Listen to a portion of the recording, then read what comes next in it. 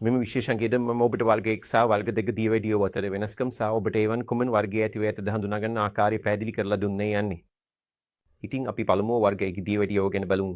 වර්ග 1 දියවැඩියෝ සාමාන්‍යයෙන් සේවයේ පරිශක්තියක් හිතු නිසා සිදු වෙනවා. ඉතින් ඔබ අග්නිශ්වාසයේ බටසෙල් සේවයේ පරිශක්තික කාර්යාවලියකින් විනාශ වුණත් ඔබට වර්ග 1 දියවැඩියෝ ඇතිවිය හැකිය. ඒ සාමාන්‍යයෙන් ටර්න වයිස් කණ්ඩවල ළමයින්ට සිදු වෙනවා නමුත් වැඩිහිටියන්ටත් ඇතිවිය හැකිය.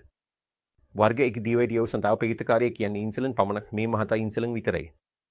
ඉතින් දැන් අපි වර්ග 2 දියවැඩියෝ ගැන බලමු. වර්ග 2 දියවැඩියෝ සාමාන්‍යයෙන් වැඩිහිටියන්ට ඇතිවෙනවා. හැබැයි තීව්‍ර වැඩිහිටියන්ටත් ළමයින්ටත් ඇතිවිය හැකියි.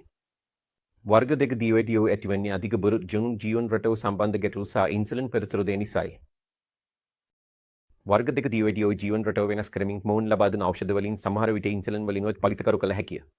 ඉතින් මේ දෙක අතර වෙනස් කොහොමද හඳුනාගන්නේ? ඔබට දියවැඩියෝ ඇතිව තිබුණනම් ඔබ වීඩියෝරයට ඔබට වර්ග 1 දියවැඩියෝදී නැත්නම් වර්ග 2 දියවැඩියෝදී කියලා රෝගී තත්ත්වය පරීක්ෂා කරමින් සහ ඉතිහාසය විමසමින් තීරණය කළ හැකිය. කෙසේ වෙතත් සමහර විට ඔබ වීඩියෝරයට තවත් සංකීර්ණ පරීක්ෂණ කරන්න වේ. උදාහරණයක් ලෙස පිටියේ රුධිර පරීක්ෂාව. එමෙන්ම ඔහු ඇයිගෑඩ පරතදී අයිලට සෙල් පරතදී වන සේවය පරතදී පරීක්ෂණ කරන ඇති වර්ග 1 දියවැඩියෝදී නැත්නම් වර්ග 2 දියවැඩියෝදී කියලා හඳුනා ගන්න. ඒ නිසා ඔබ විද්‍යාවරයා සමග මේ ගැන කතා කරන්නේ. ෆ්‍රික බලා ගන්න.